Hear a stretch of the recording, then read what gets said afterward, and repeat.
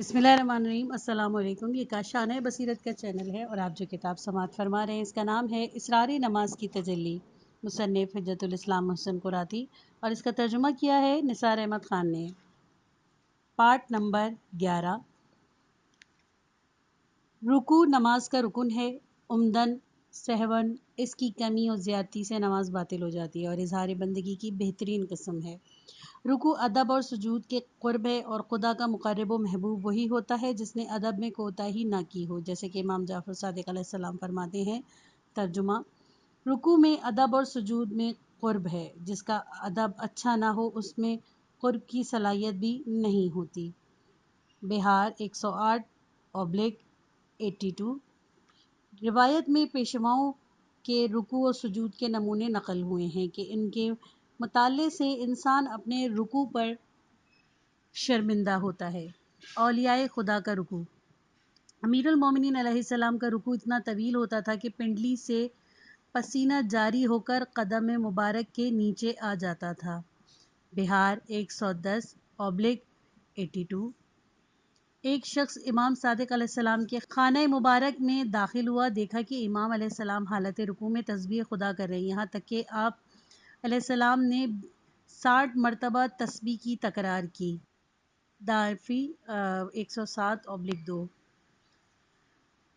سبحان رب العظیم و بحمدہ 60 مرتبہ ادا کیا۔ ایک دوسری حدیث میں منقول ہے کہ امام صادق علیہ السلام رکوع و سجود میں 30 مرتبہ سے زیادہ ذکر خدا کرتے تھے۔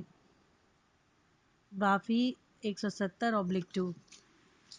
فیض کاشانی علیہ الرحمہ اس پر اضافہ کرتے ہیں کہ 30 مرتبہ سے زیادہ کا ذکر ہے ہمراہ جماعت تھا، کیونکہ امام کو چاہیے کہ وہ ضعیف و کمزور لوگوں کی رعایت کرے۔ معلوم ہوتا ہے کہ آپ کی جماعت میں شرکت کرنے والے سب یہی چاہتے تھے کہ رکوع و سجود میں زیادہ ذکر کیا جائے۔ ہم رکوع میں سبحان رب العظیم و بحمدہ کہتے ہیں اور خدائے بزرگ و برتر کی حمد و تسبیح کرتے ہیں، جس میں سورہ واقعہ کی یہ آیت فَسَبِّحْ بِاسْمِ رَبِّکَ العظیم نازل ہوئی تھی، تو پیغمبر صلی اللہ علیہ وآلہ وسلم نے فرمایا تھا، یعنی اس کو تم رکوع میں شامل کر لو۔ المیزان 120/19۔ اور سورہ واقعہ کی آیت نمبر 74۔ فرشتوں کے ساتھ فرشتگان خدا ہر حال میں اس کی عبادت کرتے ہیں، بعض رکوع کی حالت میں ہیں اور بعض ہمیشہ سجود و تسبیح میں رہتے ہیں، جیسا کہ حضرت علی علیہ السلام نہج البلاغہ میں ارشاد فرماتے ہیں۔ ترجمہ: ان میں سے بعض رکوع میں ہیں اور بعض سجود میں، اور بعض حالت قیام میں صف بستہ ہیں اور اس سے وہ تھکتے نہیں۔ نہج البلاغہ خطبہ نمبر 1۔ پس جو نماز گزار رکوع میں مشغول ہیں وہ فرشتگان خدا کی صف میں شامل ہیں، بلکہ عالم کے تمام ذرات خدا کی تسبیح کرتے ہیں، لہٰذا یہ انسان بھی ان کے ساتھ خدا کی تسبیح کرتے ہیں۔ اسراء آیت نمبر 44۔ اس سے بڑھ کر اور کیا عزت ہوگی اور اس سے بڑا غافل کون ہوگا جو نماز رکوع و سجود سے بیگانہ ہے۔ سجود خدا کی بارگاہ میں سجدہ کرنا تذلل و خاکساری کی علامت ہے اور اعلیٰ درجے کی عبودیت ہے۔ سجدے سے انسان اپنے کوہ ہستی کا ہم رنگ بنتا ہے، یعنی سجدے سے اپنے وجود کا پتہ دیتا ہے۔ سجدہ وہ بہترین موقع ہے کہ جس میں انسان خدا کے نزدیک ہوتا ہے۔ سجدہ انسان کی زندگی کے چاروں دور کا راز ہے۔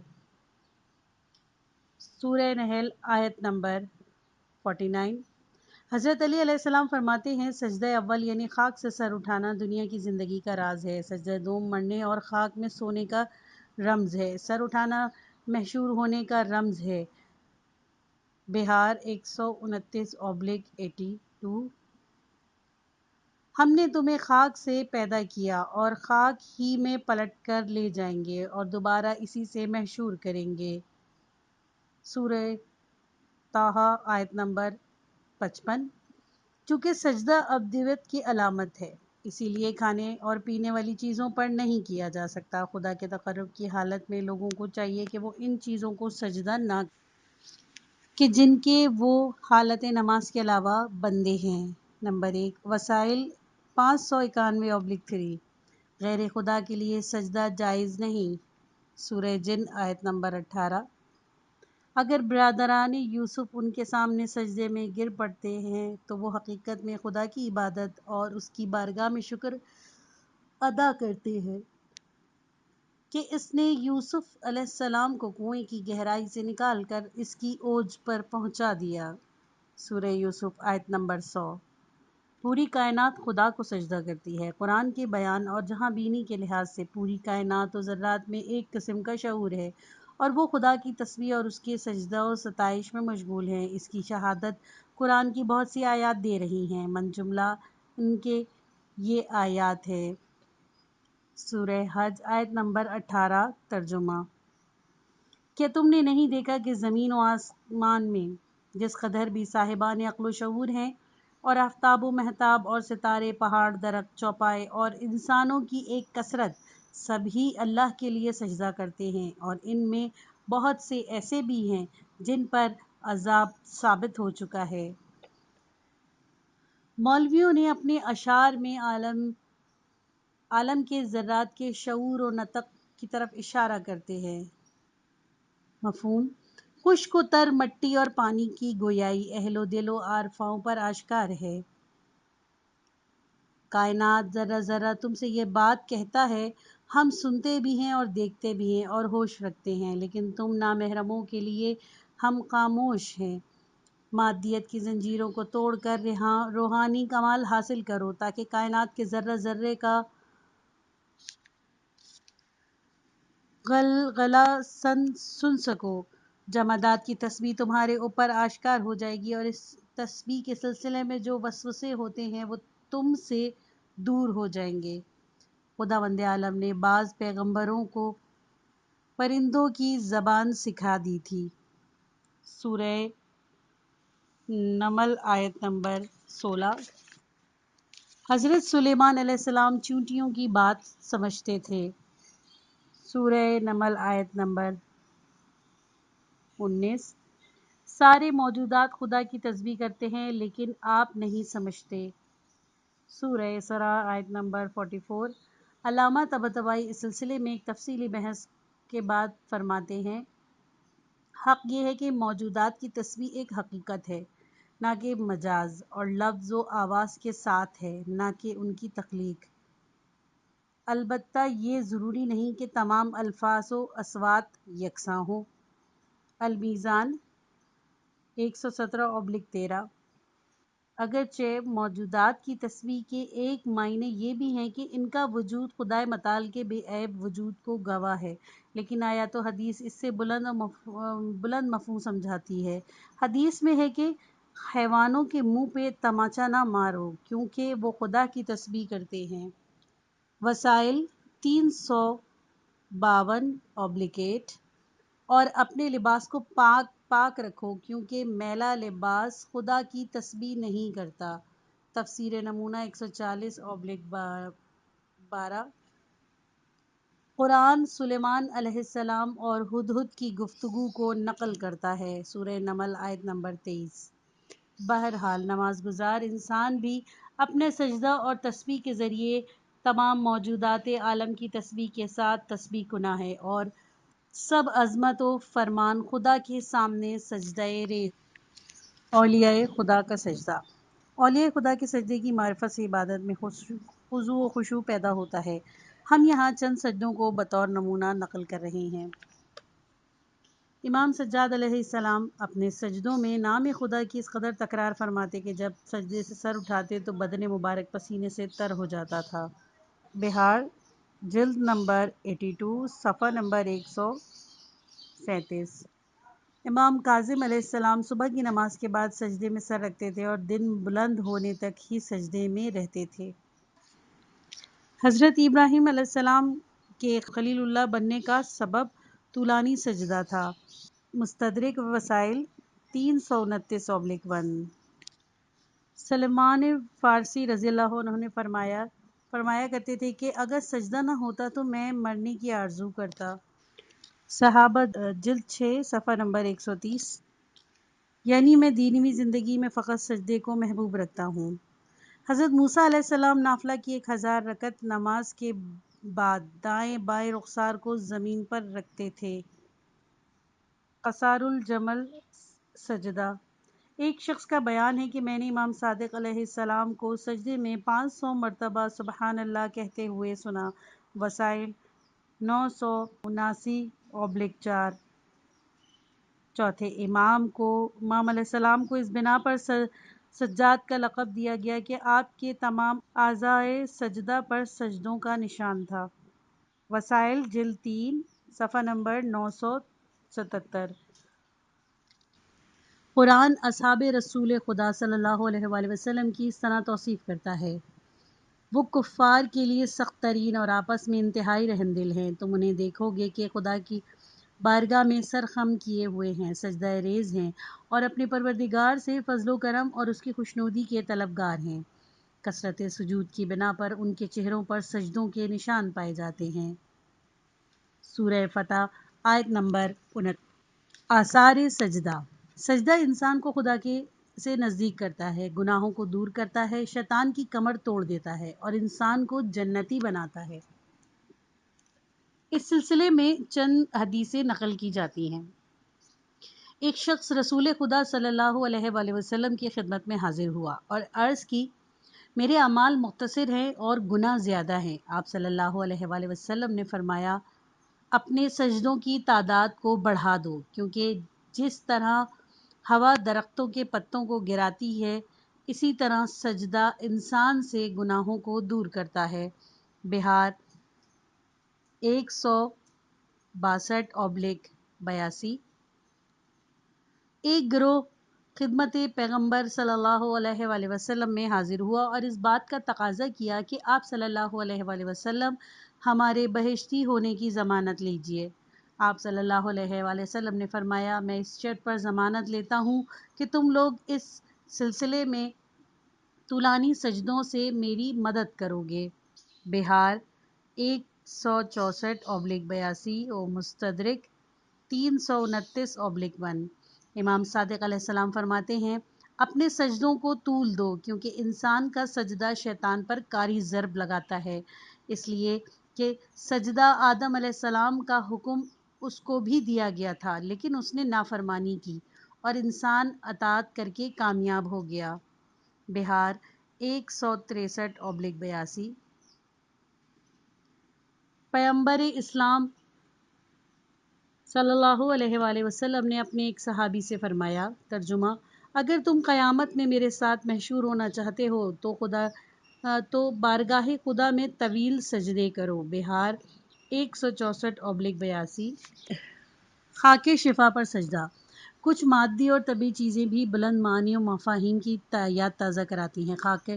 خاک، قبر، شہید بھی انہی میں سے ایک ہے۔ مستحب ہے کہ انسان قبر سید الشہداء علیہ السلام کی خاک پر سجدہ کرے، کیونکہ خاک شفا پر سجدہ کرنا کربلا کی جنگ اور معنویت کی یاد تازہ کرتا ہے اور انسان کو جہاد و شہادت کی تہذیب اور آشنا و مانوس کراتا ہے۔ وہ اسی خاک شفا سے ایثار و وفاداری کی بو سونگھتا ہے اور اس طرح مکتب شہید سے درس لے سکتا ہے۔ امام صادق علیہ السلام خاک شفا کے علاوہ کسی چیز پر سجدہ نہیں کیا کرتے تھے۔ وسائل جلد نمبر 3 صفحہ نمبر 608۔ اور فرمایا کرتے تھے: تربت امام حسین علیہ السلام پر سجدہ کرنے میں ایک نورانیت ہے کہ جو پردوں کو اٹھا دیتی ہے۔ بہار جلد نمبر 103 صفحہ نمبر 135۔ تربت امام حسین علیہ السلام سے مربوط روایات صفحہ نمبر 106 سے لے کے صفحہ نمبر 140 تک۔ سبحان اللہ کے معنی۔ اس ذکر کے مفہوم میں خدا کی پاکیزگی و تقدس اور اس کے ہر عیب و نقص سے بری جاننا مخفی ہے۔ سبحان اللہ ایک حقیقت کو بیان کرتا ہے کہ جو تمام اسلامی عقائد کی جڑ بھی ہے، انسان اور خدا اس کے صفات کمالیہ سے رابطے کی بنیاد بھی ہے۔ توضیح: توحید کی اساس خدا کی تسبیح ہے، یعنی شرک و شریک سے اسے پاک جاننا۔ سبحان اللہ عما یشرکون، خدا ان کے شرک سے پاک ہے۔ سورہ طور آیت نمبر 43۔ عدل کی بنیاد بھی تسبیح پر ہے، یعنی خداوند عالم کو ظلم سے پاک سمجھنا۔ خدا کسی پر ظلم نہیں کرتا، اور اگر آفات تو مشکلات اور بلائیں آتی ہیں تو یہ یا تو امتحان کی وجہ سے کہ جس سے انسان کی استعداد و روحانیت بڑھتی ہے، یا خود انسان کے افعال کی وجہ سے آتی ہیں۔ اور تم تک جو مصیبت پہنچتی ہے وہ تمہارے ہاتھوں کی کمائی ہے۔ سورہ شعراء آیت نمبر 30۔ پس خدا مبرأ و منزہ ہے، ہم ہی ظالم ہیں۔ ہمارا رب تو پاک بے نیاز ہے، ہم واقعاً ظالم تھے۔ سورہ قلم آیت نمبر 29۔ نبوت و امامت کی اساس بھی تسبیح ہے، اس معنی کے تحت کہ خداوند عالم نے اس انسان کو خواہشات نفس اور طاغوت و سرکش افراد کے چنگل سے نجات کے لیے اور کمال و سعادت اور حق کی طرف ہدایت کے لیے رہبر و پیشوا بھیجے، انہیں ان کی حالت پر نہیں چھوڑا۔ پس خدا اس سے منزہ ہے کہ وہ بشر کو حیران و سرگشتہ ہدایت کے بغیر چھوڑ دے۔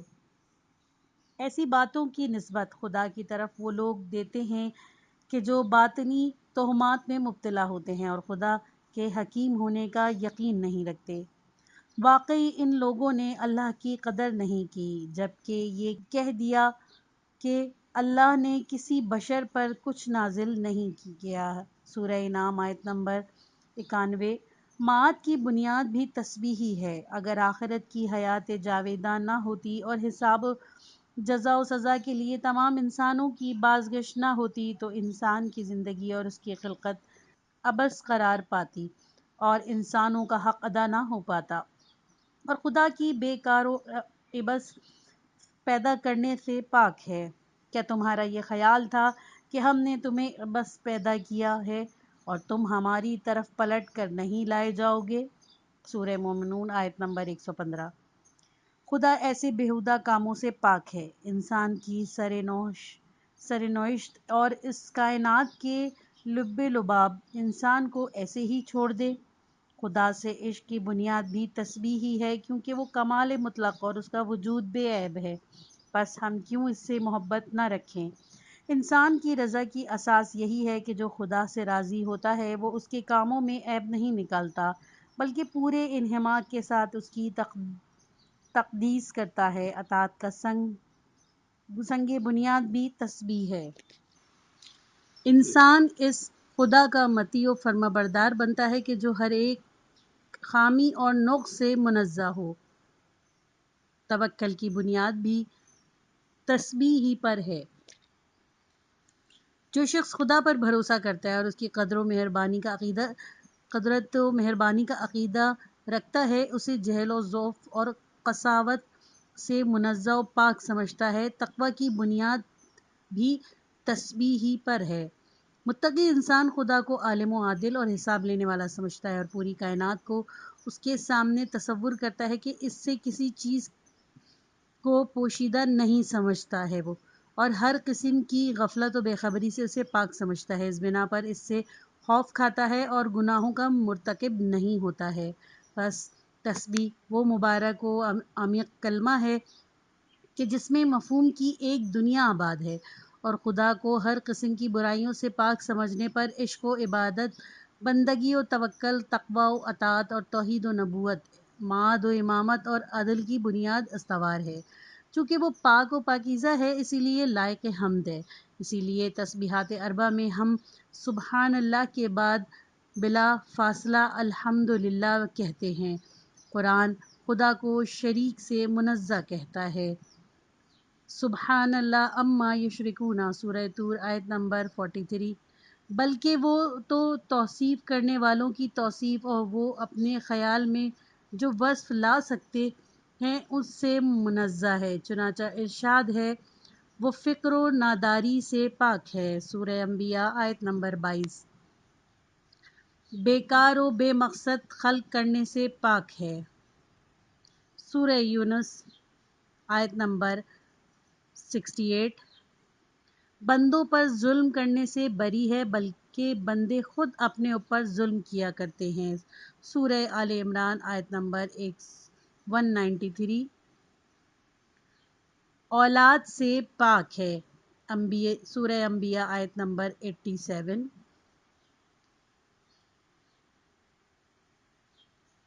اس بنا پر اس ذکر سبحان کی رکوع و سجود میں زیادہ تکرار کی جاتی ہے۔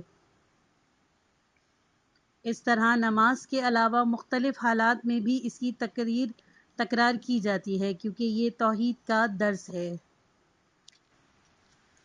حکم سے بھی زیادہ تسبیح، رسول اللہ صلی اللہ علیہ وآلہ وسلم خدا کی عنایت و محبت کا خاص مرکز ہیں اور خدا کی طرف سے مخصوص عبادی پروگرام کے بھی ذمہ دار ہیں۔ تسبیح کا حکم بھی ان کے لیے دوسروں سے زیادہ ہے، لیکن جب ہم آیات قرآنی کو دیکھتے ہیں تو معلوم ہوتا ہے کہ خدا نے سجدہ کا حکم رسول اللہ صلی اللہ علیہ وآلہ وسلم کو 2 مرتبہ دیا ہے، جبکہ توکل کا حکم 8 مرتبہ دیا ہے۔ اسی طرح استغفار کا حکم بھی 8 مرتبہ دیا اور عبادت کا حکم 5 مرتبہ اور ذکر خدا کا حکم 5 مرتبہ۔ تکبیر کا حکم 2 مرتبہ لیکن تسبیح کا حکم 16 مرتبہ دیا ہے اور وہ بھی مختلف حالات کی بنا پر۔ اس طرح کہ پیغمبر صلی اللہ علیہ وآلہ وسلم ہمیشہ خدا کی طرف متوجہ رہیں اور لہٰذا حکم تسبیح کے ساتھ ساتھ اس قسم کے جملے موجود ہیں۔ نمبر 1 قبل طلوع الشمس و قبل غروبها، سورہ طٰہٰ آیت نمبر 130 اور آفتاب کے نکلنے سے پہلے اور اس کے ڈوبنے کے بعد اپنے رب کی تسبیح کرتے رہیے۔ نمبر 2 سورہ غافر آیت نمبر 55 اور رات کے اوقات میں اور دن کے اطراف میں بھی تسبیح پروردگار کریں۔ نمبر 3 سورہ طور آیت نمبر 48 اور صبح و شام اپنے پروردگار کی حمد کی تسبیح کرتے رہیں۔ نمبر 4 سورہ طور آیت نمبر 48 اور ہمیشہ قیام کرتے رہیں، اپنے پروردگار کی تسبیح کرتے رہیں۔ اس سے سبحان اللہ کے ذکر کی اہمیت کا پتہ چلتا ہے اور اس کی زندگی کو نماز گزار انسان کے فکر میں بیان کرتا ہے۔ امام سجاد علیہ السلام فرماتے ہیں، جس وقت کوئی بندہ سبحان اللہ کہتا ہے تو تمام فرشتے اس پر درود بھیجتے ہیں۔ توحید صدوق صفحہ نمبر 312۔ قنوت کے معنی ہیں اطاعت و دعا اور نماز میں خدا پر توجہ رکھنے کے ہیں اور نماز میں مستحب ہے کہ ہاتھوں کو چہرے کے مقابل لائیں اور دعا کریں، اگرچہ مرحوم صدوق نے قنوت کو واجب قرار دیا ہے۔ روایت کی روح سے صبح و مغرب اور نماز جمعہ میں قنوت کی زیادہ تاکید کی گئی ہے۔ قنوت کے لیے کوئی مخصوص دعا نہیں۔ امام صادق علیہ السلام فرماتے ہیں، جو دعا بھی زبان پر جاری ہو جائے وہی بہتر ہے۔ جواہر 352 سے 362 تک /10 لیکن بعض دعاؤں کے بارے میں زیادہ تاکید کی گئی ہے۔ رسول خدا صلی اللہ علیہ وآلہ وسلم نے تاکید فرمائی کہ نمازوں میں طویل قنوت پڑھا کرو کیونکہ قیامت میں اس سے حساب میں آسانی ہوگی۔ دنیا میں تمہارا طویل قنوت قیامت میں وقت حساب تمہارے طویل آرام کا باعث ہوگا۔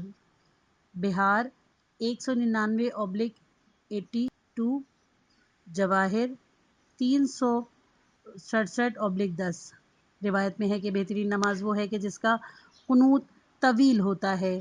بہار 206/82 قنوت خدا سے طلب حاجت کا ذریعہ ہے، اس لیے بہتر ہے کہ اس میں بہترین دعائیں اور بڑی حاجتیں طلب کی جائیں۔ بعض علماء مثلاً حاج ملا ہادی سبزواری رحمہ اللہ نماز شب کے قنوت میں جوشن کبیر ایسی طویل اور 1000 اسماء و صفات خدا پر مشتمل دعا پڑھتے تھے۔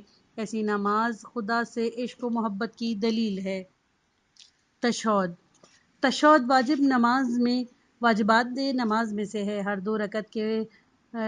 دو رکعت مغرب کی تیسری رکعت میں بھی کے بعد بیٹھ کر تشہد پڑھنا چاہیے۔ تشہد خدا کی یکتائی اور حضرت محمد مصطفیٰ صلی اللہ علیہ وآلہ وسلم کی گواہی پر مشتمل ہے۔ اس طرح دو زانو بیٹھنا چاہیے کہ دائیں پیر کی پشت بائیں پیر کے ظاہری حصے پر رکھے اور بہتر ہے کہ بدن کا زور بائیں طرف قرار دے۔ قرآن کی زبان میں دایاں مظہر حق اور بایاں باطل کا نمونہ ہے۔ حضرت امیر المومنین علیہ السلام سے سوال کیا گیا کہ دایاں پیر بائیں پیر پر کیوں رکھتے ہیں؟ آپ علیہ السلام نے فرمایا، خدایا باطل کو موت اور حق کو حیات عطا فرما۔ وسائل 988/4 بہار 283/82۔ تشہد پھر اسی شہادت و شعار کو دہرانا ہے کہ جو اول نماز میں بشکل اذان و اقامت کہا گیا تھا، اور یہ اسی صحیح راستے کی یاد آوری کے لیے ہے کہ جو ہم نے پہلے بیان کیا تھا۔ امام رضا علیہ السلام کی حدیث کا مضمون ہے، بہار 284/82۔ تشہد میں خدا کی وحدانیت اور حضرت محمد مصطفیٰ صلی اللہ علیہ وآلہ وسلم کی رسالت کی گواہی ایک ساتھ ہے، اور یہی تشہد توحید سے نبوت و قیامت کا پیوند اور ابدیت تک نجات ہے۔ سورہ حمد میں ہم جمع کی صورت میں اظہار ابدیت اور استعانت کرتے ہیں، لیکن تشہد میں فٹ کی زبان میں کہا جاتا ہے کہ میں گواہی دیتا ہوں۔ شاید یہ اس لیے کہ اپنی آگاہی و اعتقاد کا اظہار ہر ایک شخص کو کرنا چاہیے، اور خدا اور رسول صلی اللہ علیہ وآلہ وسلم سے اپنی بیعت کی تجدید کرنا چاہیے۔ حضرت محمد مصطفیٰ صلی اللہ علیہ وآلہ وسلم کی رسالت و ابدیت کی شہادت میں آپ کی عظمت و شوکت بھی مضمر ہے۔ خدا نے آپ صلی اللہ علیہ وآلہ وسلم کی نبوت کو توحید سے ملا رہی ہے، اور یہی شہادت نماز گزار کو بھی خط رہبری اور اس کی قدردانی تک پہنچاتی ہے۔ عبدہ کا رسولہ پر مقدم ہونا اس رمز کی نشاندہی کرتا ہے کہ پیغمبر صلی اللہ علیہ وآلہ وسلم کی تبلیغ و رسالت ابدیت کی بنا پر تھی۔ وہ بندہ خدا تھے، لہٰذا پیغمبری کے لیے منتخب کیے گئے۔ تشہد کی دوسری خاصیت صلوات ہے۔ محمد و آل محمد علیہم الصلاۃ والسلام پر درود بھیجنا شعار اسلام، خصوصاً شیعوں کا شعار ہے، اور اس کے بغیر نماز ناقص ہے۔ اگرچہ اہل سنت تشہد میں درود نہیں پڑھتے، لیکن اہل سنت کے رہبر و مجتہد امام شافعی کہتے ہیں، اے رسول اللہ صلی اللہ علیہ وآلہ وسلم کے اہل بیت، آپ لوگوں کی محبت خدا نے قرآن میں فرض کی ہے، اور آپ کی قدر و منزلت کے لیے اتنا ہی کافی ہے کہ جو آپ پر صلوات نہ بھیجے اس کی نماز نہیں۔ الغدیرہ جلد نمبر 2 صفحہ نمبر 303 بنقل از مسند احمد حنبل جلد نمبر 6 صفحہ نمبر 323۔ محمد و آل محمد پر درود بھیجنے کا طریقہ اور اس کی اصل اہل سنت کی تفسیر و فقہ و حدیث کی کتابوں میں متعدد حدیثیں بیان ہوئی ہیں، یہاں تک کہ صحیح بخاری میں روایت ہے کہ رسول اللہ صلی اللہ علیہ وآلہ وسلم نے دریافت کیا، یا رسول اللہ ہم کیسے درود بھیجیں آپ پر؟ آپ نے فرمایا، اللہم صلی علی محمد و آل محمد۔